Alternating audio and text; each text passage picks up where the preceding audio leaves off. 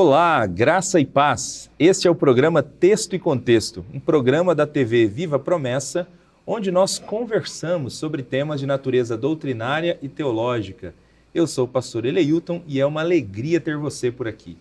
Nós temos conversado nesta temporada do programa Texto e Contexto sobre o livro do Apocalipse. Nós aceitamos o desafio de fazer a leitura deste livro durante os programas Texto e Contexto. E temos feito isso já há 14 programas. Nós chegamos ao capítulo 11 do livro do Apocalipse no programa da última semana. Se você perdeu algum desses programas, quer rever esse conteúdo, você pode acessar a playlist do programa Texto e Contexto no canal da TV Viva Promessa, no YouTube, e estará lá disponível para você ver e rever quantas vezes desejar. No programa de hoje, nós continuaremos essa nossa caminhada e analisando o capítulo 12 do livro do Apocalipse. Antes de apresentar aqui os convidados que estarão conosco nesse programa para conversarmos a respeito desse tema, eu quero lhe desafiar a compartilhar o link desse programa. Envie aí nos grupos de WhatsApp da sua igreja local, dos seus familiares, e avisa todo mundo que o programa Texto e Contexto está no ar. Bom, nós temos a alegria de ter conosco no programa Texto e Contexto de hoje o pastor Santiago e o pastor Cláudio. Sejam muito bem-vindos ao programa Texto e Contexto. Amém. Paz, pastor Eleilton, pastor Cláudio. Paz a todos os nossos amigos que sempre estão aí acompanhando a TV Viva Promessa e que estão acompanhando essa nova série, né, do Apocalipse aqui no Texto e Contexto. E é um prazer estar novamente aqui para conversar um pouco. Amém. A paz, pastor Eleilton, a paz do Senhor Jesus Santiago, pastor Santiago, e a todos os irmãos da audiência do Texto e Contexto. Um grande prazer estarmos aqui, é um tema muito importante e atual, é um tema temporal, né, que abrange aí também, alcança o nosso tempo, sim, a geração dos nossos filhos e a vida da igreja até a volta de Cristo. Um grande prazer, pastor Eleilton. Amém. Amém. Pastor Cláudio, estreando no programa Texto e Contexto, né, pastor Santiago? Prazer. Hein, vamos primeira vez? Vamos aproveitar. Sempre a primeira vez a gente tem que jogar as perguntas mais difíceis, né? Para ver se... Deus tenha misericórdia. já é um conhecido da TV Viva Promessa, né? Já isso apareceu aí em outros programas, sim, mas muito bom ter você aqui no programa Texto e Contexto. Cláudio. Prazer. Bom, como nós já falamos, para o pessoal que está assistindo a gente, hoje a proposta é a gente conversar sobre o capítulo 12 do livro do Apocalipse. Você que está em casa, pegue aí a sua Bíblia, para acompanhar com a gente a leitura e os nossos comentários aqui sobre esse importante capítulo do Apocalipse. Nós estamos iniciando com o capítulo 12 uma nova divisão no livro do Apocalipse. Eu tenho dito aqui nos programas da temporada que o Apocalipse tem 7 grandes divisões, né? O livro foi dividido em 7 blocos. Então nós já estudamos aqui sobre as 7 igrejas, já estudamos sobre os 7 selos e terminamos o estudo com as 7 trombetas, que foi até o capítulo 11. Então agora a gente vai começar o bloco das 7 vozes celestes, que é o do capítulo 12, 13 e 14. Então esse é o primeiro capítulo de uma nova seção do livro, né? É curioso porque João aqui ele vai fazer meio que uma pausa, né? Porque ele falou das trombetas e ele vai falar das taças no outro bloco. O natural seria ele já emendar, né? Porque ele terminou o capítulo 11 falando das taças, mas ele não faz isso. Ele abre tem uma nova sessão aqui para revelar algumas coisas importantes, como disse o pastor Cláudio, para depois vir a sessão das taças. Então vamos lá, o que de tão importante tem nesse bloco aqui que mereceu essa pausa, né, antes de falar das taças? Capítulo 12, nós temos a visão de uma mulher e de um dragão. E aí eu queria começar com o pastor Santiago, pedindo para ele comentar para a gente sobre quem é essa mulher vestida de sol que aparece no início do capítulo 12 de Apocalipse. Legal. Eu acho importante essa sua fala, né, que esse capítulo ele nos apresenta alguns detalhes que talvez no nosso conhecimento, né, da Bíblia e dos sucessos passam às vezes e a gente não percebe que são muito importantes. Então eu acho bem legal a gente prestar atenção, né, nesse capítulo tão importante. E ele inicia dessa forma, versículos 1 e 2. Eu quero fazer aqui a leitura com vocês. Diz assim: apareceu no céu um sinal extraordinário, uma mulher vestida do sol, com a lua debaixo dos seus pés e uma coroa de 12 estrelas sobre a cabeça. Ela estava grávida e gritava de dor, pois estava para dar à luz. Nós entendemos que essa mulher grávida, ela representa o povo de Deus. Ao longo de toda a história, né, de todo o processo que a gente encontra na palavra dele, em primeiro lugar, o povo de Israel, e depois também ela representa a igreja. E é interessante esse detalhe, ela está grávida e ela está sofrendo, né, a ponto de dar à luz. E essa cena representa a ideia de que o Cristo, o Messias, está por nascer. E a gente vê ao longo de toda a história bíblica, né, do povo de Israel, depois da igreja também, o quanto o povo sofreu para que, de fato, o Messias possa chegar. Se a gente lê a palavra de Deus, vemos, né, todo o processo que o povo de Israel sofreu, as perseguições, as dificuldades, o quanto tudo acrescentava para que o Messias não viesse, não nascesse, né? Mas a gente vê que no final, no tempo certo, a palavra de Deus fala isso, né? Que no tempo certo o Messias, ele nasce, Jesus Cristo nasce, ele vem.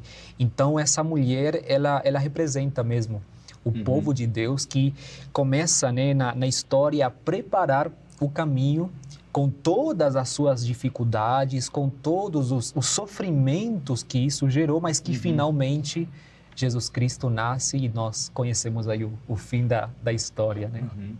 Legal, muito bom. Eu acho que reforça ainda mais essa ideia dessa mulher como povo de Deus é aquela imagem que a gente tem lá no Antigo Testamento, em Gênesis 37, o sonho de José, quando José fala para o pai dele, ele sonha com acho que Gênesis 37, versículo 9, né? Tive outro sonho, dessa vez o sol, a lua e 11 estrelas. No caso, ele falou 11 porque ele era a 12ª, né? Que é a imagem que aparece aqui no Apocalipse, né? Que Jacó é o cara que foi o pai das 12 tribos que formou o povo de Deus, né? Então, só para reforçar a ideia do povo de Deus mesmo, né? Sim. Então, parece que é até uma imagem tirada do Gênesis mesmo, né? E até essa imagem de uma mulher grávida, prestes a dar à luz, parece que também tem a ver com Gênesis, né? Com Gênesis 3, a promessa lá de uma mulher que daria à luz um descendente que depois esmagaria a cabeça da serpente. A cabeça. Então parece que está tudo meio vinculado, né? Sim. Talvez isso vai ficar mais claro agora na sequência, pastor Cláudio. Os versículos 3 e 4, eles mencionam um dragão vermelho, e inclusive diz que esse dragão vermelho, a cauda dele arrastou a terça parte das estrelas do céu. Comenta um pouco pra gente esse texto, comenta um pouco pra gente sobre esse dragão vermelho que aparece aí também, parece que fazendo oposição a essa mulher e ao filho que está prestes a nascer. Muito bom. O texto sagrado diz assim, Apocalipse 12, 3 e 4. Outro sinal foi visto no céu. A linguagem, a pedagogia que Jesus dá para João, e João descreve de forma perfeita, né? A mulher ali, uma ilustração muito interessante que eu gosto de imaginar, a didática de João e de Jesus, com certeza.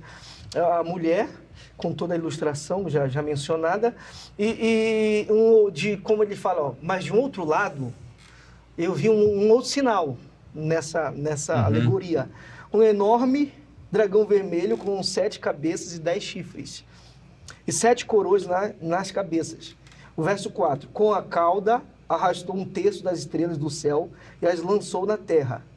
E quando a mulher estava para dar à luz, o dragão parou diante dela, pronto para devorar a criança, tão logo que ela nascesse. Esse dragão que João aqui potencializa e dá aqui em negrito, ou em maiúsculo, ou grande dragão, é o próprio Satanás, uma referência ao próprio Satanás. E em outro destaque que ele dá aqui, vermelho, é um símbolo, a Bíblia descreve isso, e em outros contextos também, que é um símbolo de guerra. Então, o próprio Satanás, sendo representado pelo dragão, vindo para guerrear. Na descrição do verso 1 e 2 que o pastor Santiago já nos deu, vem guerrear contra essa mulher.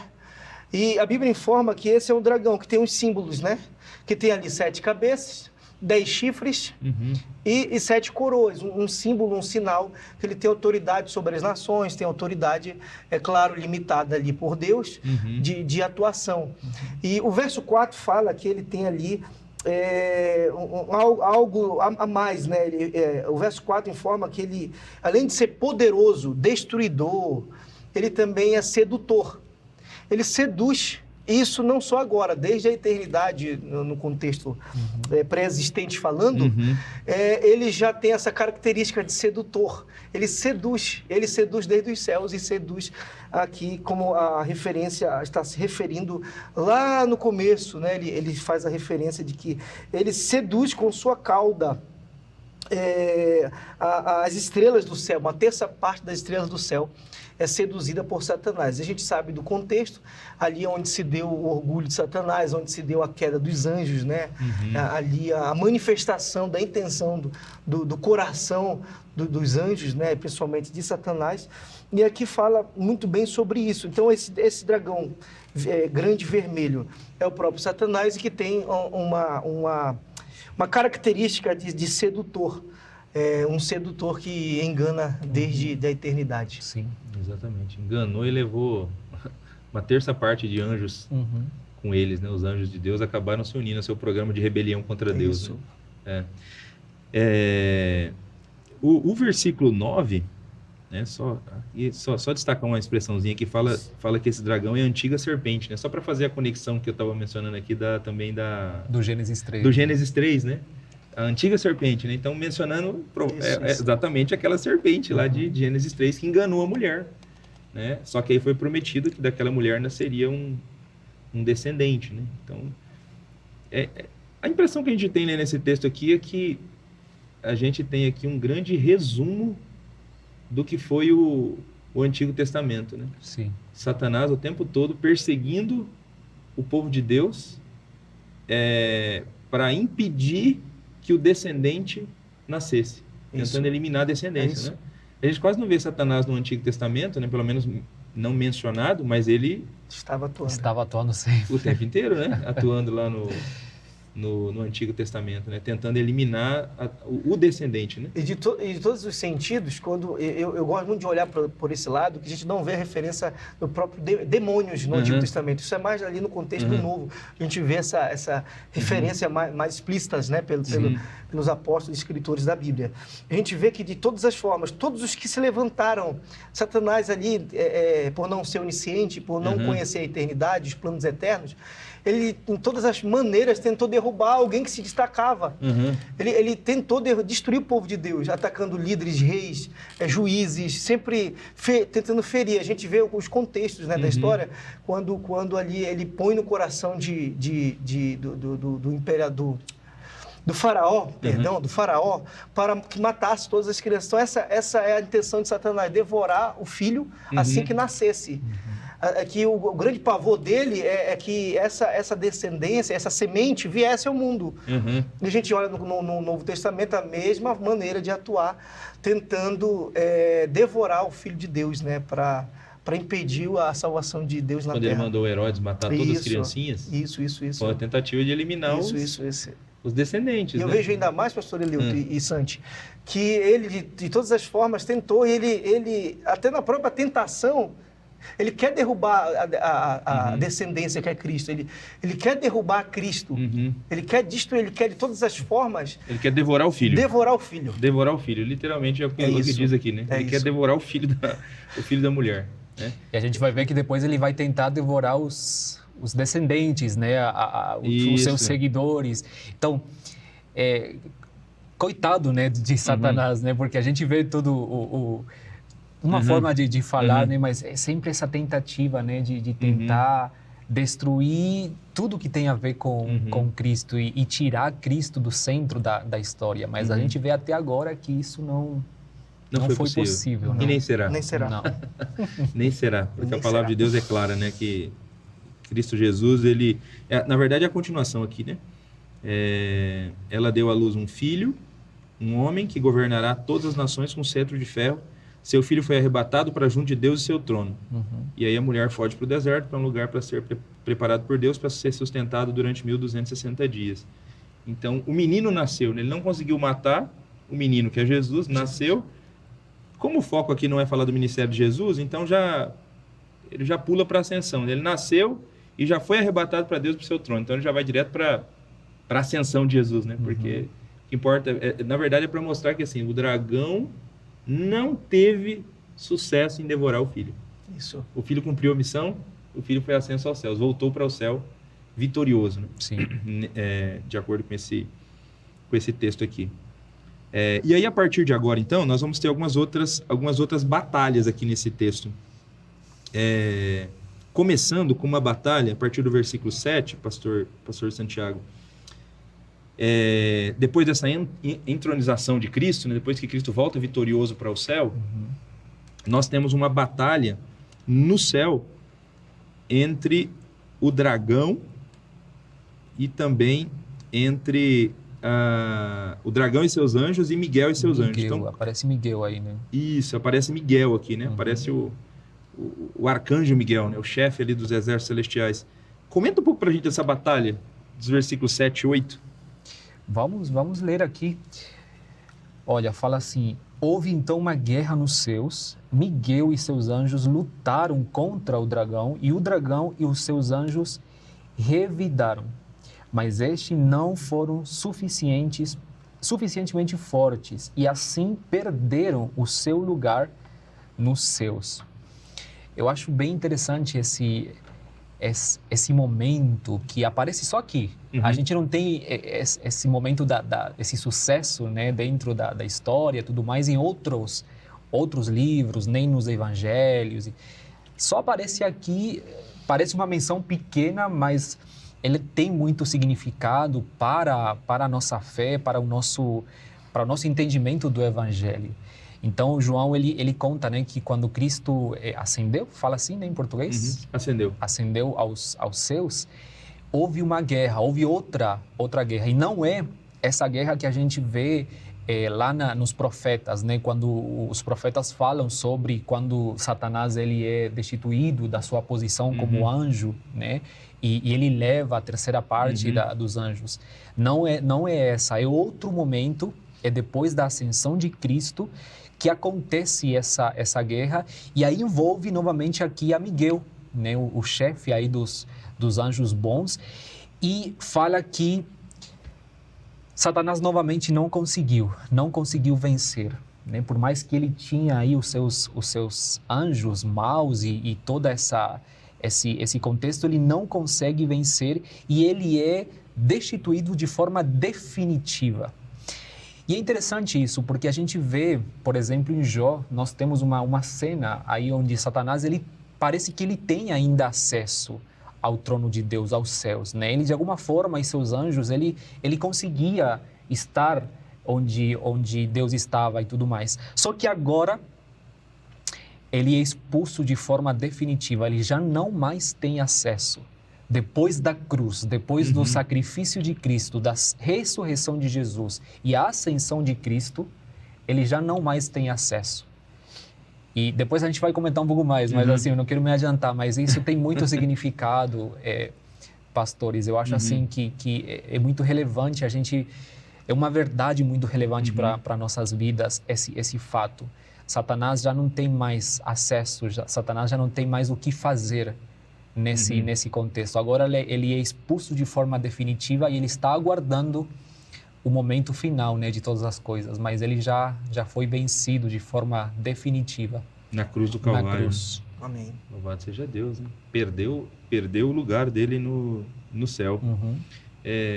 Parece, pastor Cláudio, que também perder o lugar no céu, perder o acesso a essa dimensão, também significou que Satanás perdeu um papel que ele tinha até esse momento também diante de Deus. Isso. Que é um papel de acusador. Comenta um pouco para a gente isso. Acho que isso está na sequência dos versículos aí, do 9 até o 12, né? E com base em quê? Né? Só para... O senhor Santiago já comentou, mas só para ficar claro, até com base no texto, né? Com base em que acontece essa derrota dele? Derrota. O texto sagrado diz, verso 9, esse enorme dragão, a antiga serpente chamado Diabo ou Satanás, que engana o mundo todo, foi lançado na terra com os seus anjos. Não é, como o pastor falou, a referência àquela expulsão, né? Aquela perda de posição de anjos de luz, né? Verso 10, então ouvi uma forte voz que bradava pelos céus. Finalmente chegaram à salvação, o poder e o reino do nosso Deus e a autoridade do seu Cristo. Porque foi lançado para a terra o acusador de nossos irmãos, aquele que de dia e noite os acusa diante de nosso Deus. Eles o derrotaram pelo sangue do Cordeiro e pelo testemunho deles. Não amaram a própria vida, nem mesmo diante da morte. Porque alegrem-se, ó céus, e vocês que habitam nos céus, sobre a terra e o mar. Porém, virá terror, pois o diabo desceu até vocês com grande fúria, sabendo que ele resta pouco tempo. Isso aqui, quando a gente lê essa passagem do Apocalipse, nesse interlúdio que João fala entre as taças e trombetas, é muito interessante essa didática do Apocalipse. João está mostrando para nós a obra de Cristo Redentora. Eu imagino toda a obra de Cristo, a idade que ele passa na terra, até a sua crucificação, até o Gólgota, todas as tentativas de Satanás de frustrar os planos de Deus ali, de derrotar Jesus, de impedir Jesus, de trazer a salvação ao seu povo. E no tetelestai ali de Cristo, aquela coisa espiritual por trás que a gente nem tem noção de algo tão grande que acontece espiritualmente na morte de Cristo. Naquele exato momento em que Cristo morre, e ele declara, está consumado, está feito, está pago. Satanás ali perde o status de acusador, que o texto sagrado fala, o acusador de nossos irmãos foi expulso. E eles venceram. O João está dizendo, a narrativa que João traz aqui, eles venceram, o povo de Deus, a igreja, a descendência da mulher. Os irmãos de Jesus venceram, mas venceram pelo quê? Venceram pelo sangue do Cordeiro. É um coro que aqui é cantado, né? É um coro espiritual cantado. Imagina ali os anjos, pastor Eleuto de Santiago e os irmãos que nos acompanham, ali de forma maravilhosa, vendo essa obra redentora. É algo espiritual o projeto de Deus. Venceram pelo sangue de Cristo. Satanás é expulso desse status de acusador. Romanos 8 fala que nenhuma condenação há para os que estão em Cristo Jesus. Romanos 8:33 fala que quem os acusará? Quem pode acusar os escolhidos de Deus? É Deus que os justifica, é Deus que os declara justos. Então, nesse ato da salvação de Cristo, esse ato de sacrifício de Cristo, a gente vê que acontece essa expulsão de Satanás, dos demônios, sobre a questão. E aqui é muito interessante que o versículo 12 fala que, mesmo por causa da sua derrota, ele foi derrotado ali na cruz de Cristo, ele se enche de ira. Ele se enche de ira, ainda diante da alegria nos céus, a alegria na terra diante do povo de Deus, mas Satanás se enche ainda mais de ira, ele se revolta ainda mais, porque o texto declara que ele sabe que pouco tempo lhe resta. E ele lá no comentário que nós vimos, verso 3 e 4, ele é alguém que vem para pelejar, guerrear e está agora furioso, sabendo que ele está derrotado, que pouco tempo lhe resta, ele não tem noção de tempo, e ele então agora vai continuar essa batalha com muita ira ao povo de Deus. Sim. Tem um comentarista que fala que ele sabe que está derrotado, mas luta para que os homens não saibam. Olha aí, que maravilha. E é interessante como ele continua tentando ocupar essa posição de acusador. Nós vemos em vários textos na Bíblia que, de fato, ele estava aí acusando, né? Na visão que tem o profeta, o Zacarias, né? Do sumo sacerdote Josué, Satanás aí acusando, né? E Deus não aceitando essa acusação, em Jó. Depois, assim, ele sempre ocupou esse lugar. E ele tenta fazer isso, né, com os cristãos. Só que importante, por isso eu falo desse detalhe, desse momento aqui que também o pastor Cláudio explica, né? E quanta verdade nós temos na palavra de Deus que isso já não é mais assim. E aí eu trago essa reflexão, né? O quão importante é a gente entender isso, que Satanás já não tem mais esse poder sobre as nossas vidas, de nos acusar, de nos deixar, né, com a culpa e tudo mais, porque foi tudo pago na cruz. A cruz de Cristo venceu e ele... A gente vê aqui, ele foi realmente destituído, expulsado e já não tem mais esse lugar nem diante de Deus, entendeu? Acho que o papel de acusador que ele tinha diante de Deus, diante do Pai no céu, então realmente ele perdeu, foi destituído completamente. Ele não vai mais acusar a gente diante do Pai, porque é óbvio, por meio do sacrifício da cruz a gente foi salvo, nosso pecado está perdoado, a gente está livre de toda condenação. Mas eu acho que é interessante nessa sua fala, pastor Santiago, que ele não faz mais isso diante do Pai, porque não faz nenhum sentido ele fazer isso, porque Cristo já pagou o preço por nós, né? Mas ele continua fazendo isso diante de nós. Ele tenta, de repente, usando pessoas, circunstâncias, né? Fazendo com que nós nos sintamos acusados, culpados, e realmente não faz nenhum sentido mais o povo de Deus, o servo de Deus, ter esse tipo de sentimento, né? Porque realmente por meio de Cristo a gente foi perdoado. O acusador, as palavras dele não têm crédito nenhuma mais diante do Pai, né? Em razão do que Cristo fez. Glória a Deus por isso, né? Amém. Glória a Deus por isso, realmente. Bom, então Satanás, ele não conseguiu destruir o povo de Deus no Antigo Testamento. Ele não conseguiu impedir que o filho nascesse. Isso. Né?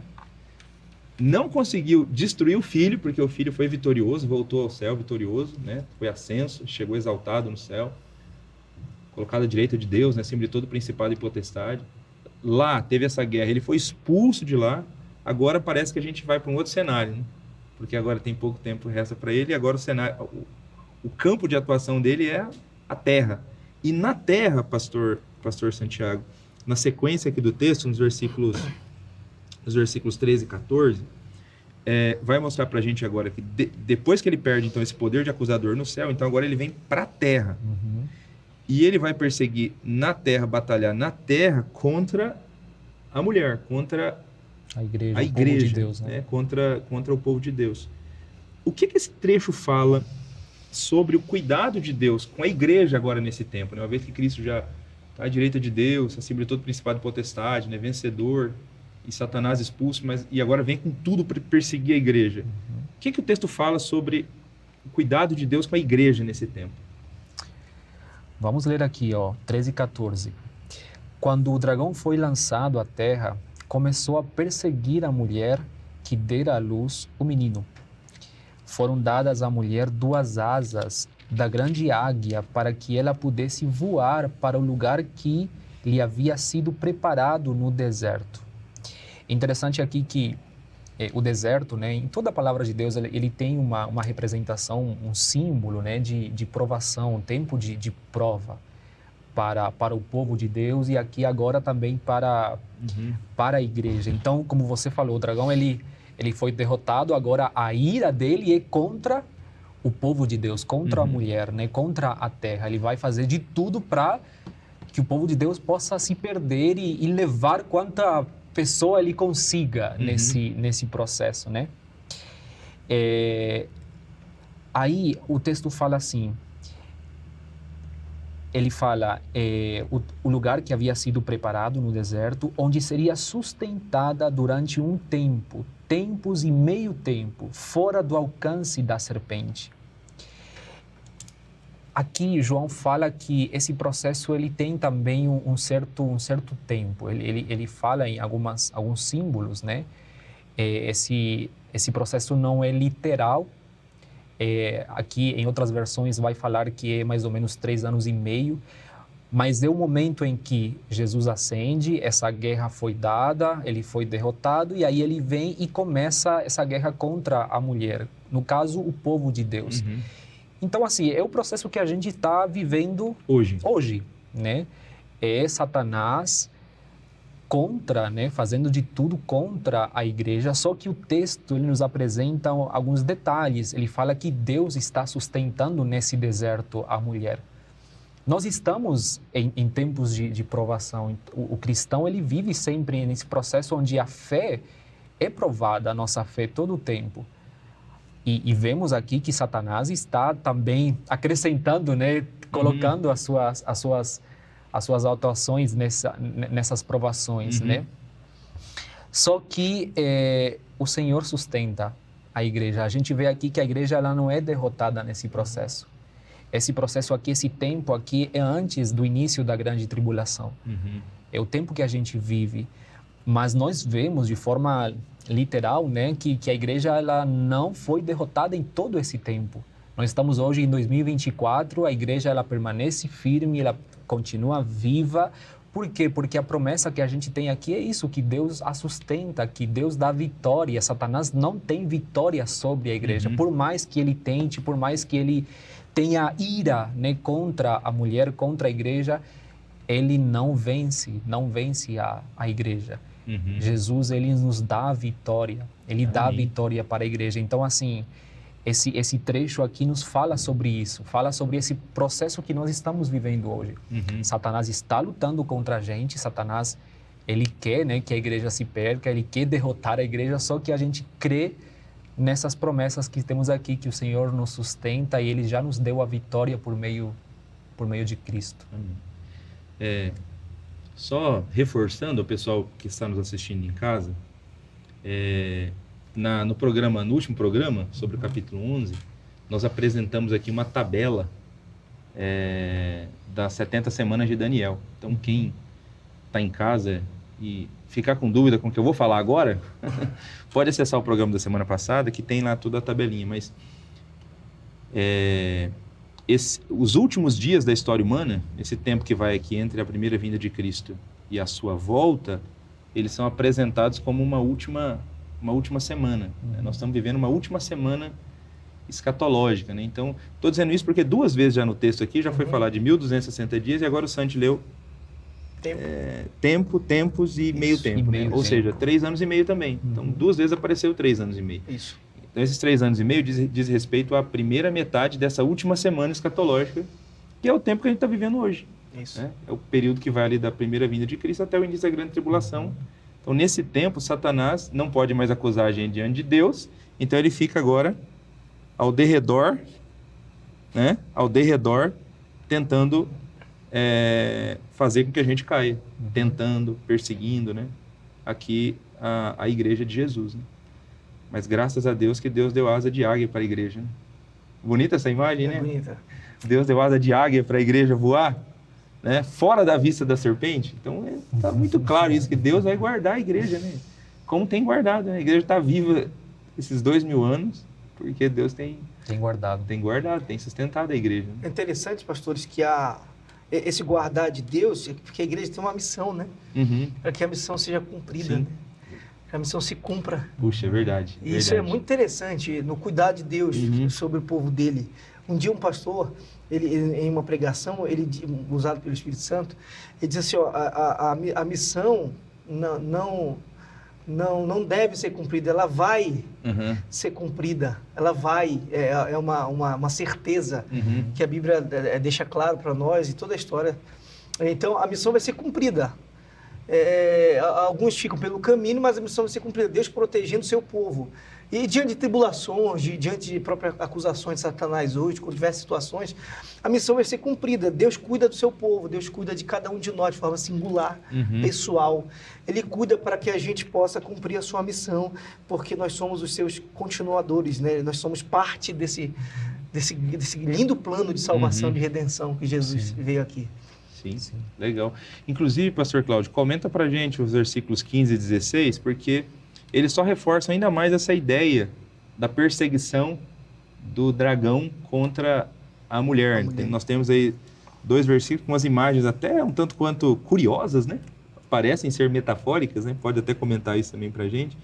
E falar mais um pouco sobre essa perseguição do dragão. Isso, o texto diz, então a serpente, como a torrente de água que fez sair de sua boca tentou afogar a mulher. Mas a terra ajudou a mulher, abrindo a boca e engolindo o rio que estava jorrando da boca do dragão. A ilustração continua, né? Um dragão, quem gosta de imaginar, abrindo a boca e saindo de sua boca uma torrente de águas sobre esse povo, essa descendência, esse povo de Deus que está agora sendo perseguido ainda mais, com mais intensidade por Satanás. E a ideia aqui que o Apocalipse trata da mulher, tem um comentarista, o Carson, ele afirma que a imagem da serpente enviando uma enxurrada de água contra a mulher, mas a terra engolindo, ele diz que a serpente não pode fazer nada quanto a isso, porque isso ilustra a segurança espiritual dos crentes em relação a tudo que Satanás pode fazer. Então, a enxurrada, eu gosto de imaginar, que é para refletir, né, professor? Quando eu penso em água, vem na mente algo líquido, claro, óbvio, né? Algo líquido. Quando eu penso em terra, é algo sólido, obviamente. E o que Satanás sempre tenta é colocar coisas ilusórias. Ele é sedutor. Então ele cria situações para destruir a nossa fé, para nos enganar, para nos desviar, para tirar nossa atenção, para nos abalar. E Satanás usa de tudo que ele pode, de tudo. E aqui eu elevo a coisas que a gente não tem nem noção às vezes. Às vezes a gente pode imaginar que Satanás é muito simples, é muito antigo, ele é tradicional. Ele não é. Ele é astuto, tem inteligência, ele usa de tudo. Está sempre inovando. Sempre inovando. É um grande inovador. Sempre inovando. Ele joga isso contra o povo de Deus, contra os crentes. Mas aí a ideia que João está narrando para nós de ver a terra engolindo essa água, a gente vê a maturidade do povo de Deus de fato, pela palavra, pela fé em Cristo Jesus. A gente vê. Então, por isso é necessário. Eu lembro do texto que Paulo escreve a Colossenses, para terminar minha fala, ele diz assim, que todos nós precisamos estar firmados em Cristo, que a palavra de Cristo habite ricamente em cada um de nós. A palavra de Cristo habite ricamente em cada um de nós, para que a gente possa ter maturidade. A nossa fé, ela se dilata, a nossa fé em Cristo, ela se dilata, e é justamente isso que a ideia traz do texto, trazendo referência à maturidade que o povo de Deus tem em relação a todas as investidas de Satanás, a todas elas. Enquanto você lia o texto, me veio à mente aqui a imagem que a gente tem de dragão. É de fogo. De fogo, né? Do fogo. Dos filmes, dos desenhos, né? O dragão cospe fogo, né? Não água. Agora aqui o dragão está cuspindo água, né? Sai água da boca do dragão. Primeiro fala da serpente, depois do dragão, né? Saindo água, né? Isso. É óbvio que uma ilustração. É uma ilustração, né? Essa água saindo da boca do dragão, é isso que o pastor Cláudio comentou, né? São todas essas investidas de Satanás. Tentativas de fazer alguma coisa para derrotar. Para derrotar a igreja, para fazer a igreja retroceder, parar, enfim, para fazer os cristãos desanimarem. E ele vai continuar fazendo isso, né? Até o fim. Graças a Deus que a gente tem essa promessa, que a mulher tem asa de águia. Isso. Para ser sustentada por Deus fora da vista da serpente. Né? Isso. Amém. É isso, meus amigos. Muito bom, graças a Deus. Amém. Pela vida de vocês. Nós estamos chegando ao final do programa Texto e Contexto de hoje. O versículo 17, ele fala que o dragão se irou contra a mulher, mais uma vez, e saiu para guerrear contra o restante da descendência dela, os que obedecem aos mandamentos e se mantêm fiéis ao testemunho de Jesus. Então ele não conseguiu vitória. Aí aparece um outro grupo agora, os descendentes da mulher. Mas, para você saber quem é esse grupo e refletir com a gente sobre esse grupo, você vai ter que esperar o programa da próxima semana. Na semana que vem nós vamos falar um pouquinho sobre esse último versículo e já conectá-lo com os primeiros versículos do capítulo 13, que apresentam uma besta, né, um monstro, que será o objeto de discussão do nosso próximo programa. Ok? Muito obrigado. Amém. Vamos orar? Amém. Agradecer a Deus por esse tempo. Pastor Santiago, conduz essa oração. Amém. Senhor Jesus, muito obrigado por esse tempo, por esse programa, Senhor, que está sendo tão bom para a nossa igreja, para a nossa fé, Senhor. E hoje foi tocado aqui em assuntos tão importantes, tão relevantes para que a gente possa crer, que nós possamos colocar ainda mais a nossa confiança na obra que o Senhor fez na cruz, Senhor. O Senhor nos deu vitória, o Senhor nos deu a vitória sobre a morte, sobre Satanás. Ele não tem poder para nos acusar mais. Senhor, que a gente consiga viver isso de forma prática, de forma real todos os dias, confiando no Teu Evangelho, confiando na verdade, Senhor, do Teu sacrifício na cruz, Pai. Nós te agradecemos e que o Senhor continue abençoando a cada pessoa que está acompanhando essa série, que essa verdade possa chegar ainda mais a muitas vidas. Pai, em nome de Jesus. Amém. Amém. Amém. Mais uma vez, muito obrigado. Obrigado a você que nos acompanhou até aqui. Nós estamos chegando ao final desse programa Texto e Contexto. E na semana que vem nós vamos continuar falando aqui sobre o livro do Apocalipse. Antes de terminarmos o programa de hoje, eu queria mostrar para vocês uma vez mais essa Bíblia aqui, ó, a Bíblia que nós estamos usando aqui. Eu estou usando, o pastor Santi. O pastor Cláudio vai estar com uma Bíblia na semana que vem também. Isso. A Bíblia Modo Missão, que é a Bíblia que a editora Promessa recentemente lançou. É uma Bíblia da nossa denominação, é uma Bíblia lançada pela editora, e ela tem esse nome, Modo Missão, porque nós temos nessa Bíblia, no encarte que vem nessa Bíblia, os 4 primeiros estudos do trilho do discipulado. Então, serve exatamente para você evangelizar alguém, para você falar do evangelho para alguém. Então, você tem aqui uma ajuda, né, na própria Bíblia para iniciar esses primeiros passos de apresentar o evangelho para uma pessoa e depois convidá-la a continuar estudando, obviamente, né, continuar estudando o trilho do discipulado ou algum outro material de discipulado. Serve também para você presentear. De repente, você tem um amigo, um familiar, não crente. Então, apresentei a Bíblia e ele já tem esses estudos aqui onde há uma apresentação do Evangelho. Então, se você não adquiriu, acesse lá o site da Editora Promessa, a loja virtual, editorapromessa.com.br. Você vai encontrar essa versão masculina e tem a versão feminina também da Bíblia no modo missão. Deus abençoe a sua vida, continue firme nos conteúdos da TV Viva Promessa durante essa semana e nos vemos no programa da próxima semana. Até lá!